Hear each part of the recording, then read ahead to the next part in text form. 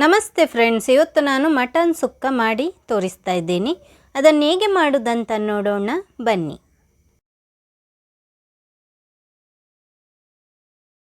ಸ್ವಲ್ಪ ಎಣ್ಣೆ ಹಾಕ್ಕೊಳ್ತಾ ಇದ್ದೀನಿ. ಈಗ ಅದಕ್ಕೆ ಬ್ಯಾಡಗಿ ಮೆಣಸು 18ರಿಂದ 20 ಹಾಕ್ಕೊಳ್ಬೋದು. ನಾನು 20 ಹಾಕ್ಕೊಂಡಿದ್ದೀನಿ. 1 ಟೇಬಲ್ ಸ್ಪೂನ್ನಷ್ಟು ಧನಿಯಾ. ಈಗ ಇದನ್ನು ಸ್ವಲ್ಪ ಹೊತ್ತು ಹುರ್ಕೊಳ್ಬೇಕು. ಹುರ್ಕೊಂಡಾಗಿದೆ. ಹುರ್ಕೊಂಡ ಮಸಾಲೆ ಬೇರೆ ಒಂದು ಪ್ಲೇಟಿಗೆ ನಾನಿಲ್ಲಿ ಹಾಕ್ಕೊಳ್ತಾ ಇದ್ದೀನಿ. ಅದೇ ಪ್ಯಾನಿಗೆ 1 ಟೇಬಲ್ ಸ್ಪೂನ್ನಷ್ಟು ಎಣ್ಣೆ ಹಾಕ್ಕೊಂಡಿದ್ದೀನಿ. ಈಗ ಅದಕ್ಕೆ 1 ಈರುಳ್ಳಿ ಹಾಕ್ಕೊಂಡಿದ್ದೀನಿ. ಈರುಳ್ಳಿ ಸ್ವಲ್ಪ ಹೊತ್ತು ಹುರ್ಕೊಳ್ಬೇಕು. ಈರುಳ್ಳಿ ಸ್ವಲ್ಪ ಕಲರ್ ಚೇಂಜ್ ಆದ ನಂತರ ಬೆಳ್ಳುಳ್ಳಿ ಹಾಕ್ಕೊಳ್ತಾ ಇದ್ದೀನಿ. 10ರಿಂದ 12 ಎಸಳು, ಚಕ್ಕೆ 1, ಸ್ಟಾರ್ ಹೂ 1, ಲವಂಗ 3 ಹಾಕ್ಕೊಳ್ತಾ ಇದ್ದೀನಿ.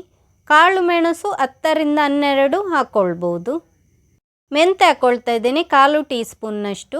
ಸ್ವಲ್ಪ ಹಾಕಿದರೆ ಸಾಕು ಮೆಂತೆ. ಜೀರಿಗೆ 1/2 ಟೀ ಸ್ಪೂನ್ನಷ್ಟು ಹಾಕ್ಕೊಂಡಿದ್ದೀನಿ. ಇಷ್ಟನ್ನು ಹಾಕ್ಕೊಂಡ ನಂತರ ಸ್ವಲ್ಪ ಹೊತ್ತು ಹುರ್ಕೊಂಡ್ರೆ ಆಯಿತು.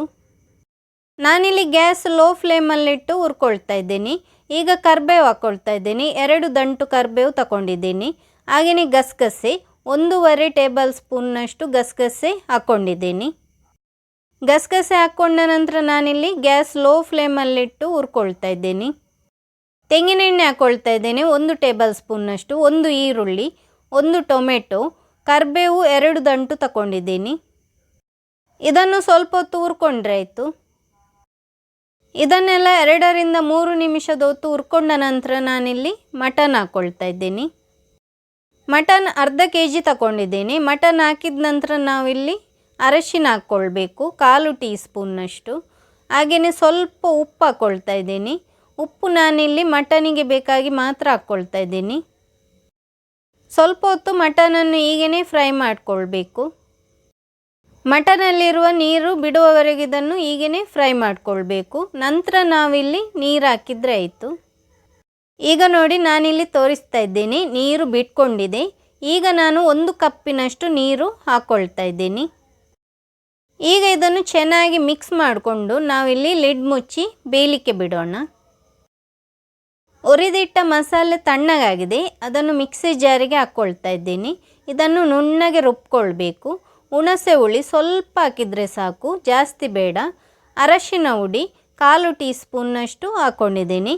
ಇದನ್ನು ನುಣ್ಣಗೆ ರುಬ್ಕೊಳ್ಬೇಕು. ಮಸಾಲೆ ನುಣ್ಣಗೆ ರುಬ್ಕೊಂಡಾಗಿದೆ. ಈಗ ಹುರಿದಿಟ್ಟ ಈರುಳ್ಳಿ ಹಾಕ್ಕೊಳ್ತಾ ಇದ್ದೀನಿ. ಇದನ್ನು ಕೂಡ ನುಣ್ಣಗೆ ರುಬ್ಕೊಳ್ಬೇಕು. ಈಗ ನೋಡಿ ರುಬ್ಕೊಂಡಾಗಿದೆ. ಹೀಗೇ ನುಣ್ಣಗೆ ರುಬ್ಕೊಂಡ್ರೆ ಆಯಿತು.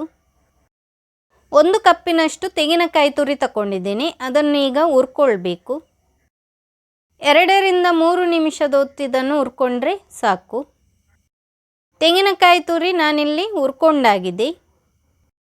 ಈಗ ಬೇಯಲಿಕ್ಕಿಟ್ಟ ಮಟನ್ ನೋಡಿ ಚೆಕ್ ಮಾಡಿ ನೋಡ್ತಾ ಇದ್ದೀನಿ. ಮಟನ್ 80%ನಷ್ಟು ಬೆಂದ ನಂತರ ನಾವಿಲ್ಲಿ ಮಸಾಲೆ ಹಾಕ್ಕೊಳ್ಬೇಕು. ಈಗ ಮಟನ್ 80% ಬೆಂದಿದೆ. ನಾನಿಲ್ಲಿ ಮಸಾಲೆ ಹಾಕ್ಕೊಳ್ತಾ ಇದ್ದೀನಿ. ಸ್ವಲ್ಪ ನೀರು ಹಾಕ್ಕೊಳ್ತಾ ಇದ್ದೀನಿ. ಈಗ ಇನ್ನೂ ಉಳಿದ 20% ನಾವು ಮಸಾಲೆಯೊಂದಿಗೆ ಮಟನನ್ನು ಬೇಯಿಸ್ಕೊಳ್ಬೇಕು. ಉಪ್ಪು ಹಾಕ್ಕೊಳ್ತಾ ಇದ್ದೀನಿ. ಉಪ್ಪು ರುಚಿಗೆ ಬೇಕಾದಷ್ಟು. ಮಸಾಲೆಗೆ ಉಪ್ಪು ಹಾಕ್ಕೊಂಡಿದ್ದೀನಿ. ಮಟನಿಗೆ ನಾನು ಬೇಯುವಾಗ ಆಗಲೇ ಉಪ್ಪು ಹಾಕ್ಕೊಂಡಿದ್ದೆ. ಈಗ ನೋಡಿ ಮಟನ್ ಚೆನ್ನಾಗಿ ಬೆಂದಿದೆ. ಈಗ ನಾನು ಹುರಿದಿಟ್ಟ ತೆಂಗಿನಕಾಯಿ ತುರಿ ಹಾಕ್ಕೊಂಡಿದ್ದೀನಿ. ತೆಂಗಿನಕಾಯಿ ತುರಿ ಹಾಕ್ಕೊಂಡ ನಂತರ ಗ್ಯಾಸನ್ನು ಲೋ ಫ್ಲೇಮಲ್ಲಿಟ್ಟು ನಾವು 5 ನಿಮಿಷದ ಹೊತ್ತು ಇದನ್ನು ಬೇಯಿಸ್ಕೊಳ್ಬೇಕು. ಈಗ ನೋಡಿ ನಾನಿಲ್ಲಿ ಮಟನ್ ಸುಕ್ಕ ತೋರಿಸ್ತಾ ಇದ್ದೇನೆ. ನೀರೆಲ್ಲ ಡ್ರೈ ಆಗಿದೆ. ಮಟನ್ ಸುಕ್ಕ ರೆಡಿಯಾಗಿದೆ. ಸಣ್ಣಗೆ ಹೆಚ್ಕೊಂಡಿರುವ ಕೊತ್ತಂಬರಿ ಸೊಪ್ಪು ಮತ್ತು ಪುದೀನ ಸೊಪ್ಪು ಹಾಕ್ಕೊಂಡಿದ್ದೀನಿ. ಈಗ ಇದನ್ನು ಚೆನ್ನಾಗಿ ಮಿಕ್ಸ್ ಮಾಡಿಕೊಳ್ಬೇಕು. ಒಮ್ಮೆ ಈ ರೆಸಿಪಿ ನೀವು ಕೂಡ ಟ್ರೈ ಮಾಡಿ ನೋಡಿ. ಈ ರೆಸಿಪಿ ನಿಮಗೆ ಇಷ್ಟ ಆಗಿದ್ದರೆ ಲೈಕ್ ಮಾಡಿ, ಕಮೆಂಟ್ ಮಾಡಿ, ಶೇರ್ ಮಾಡಿ. ಹಾಗೆಯೇ ನನ್ನ ಚಾನಲನ್ನು ಇನ್ನೂ ಕೂಡ ಸಬ್ಸ್ಕ್ರೈಬ್ ಮಾಡದಿದ್ದರೆ ಸಬ್ಸ್ಕ್ರೈಬ್ ಮಾಡಲು ಮರೆಯದಿರಿ. Thank you.